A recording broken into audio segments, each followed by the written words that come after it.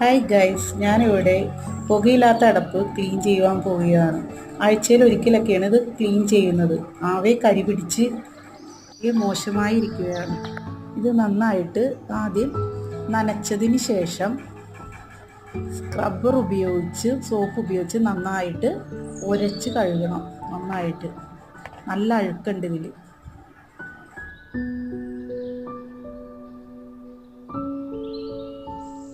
ഇതിനോടൊപ്പം അടപ്പിൻ്റെ ഉള്ളിലെ ചാരോടി വാരി ക്ലീൻ ചെയ്യുകയാണ്.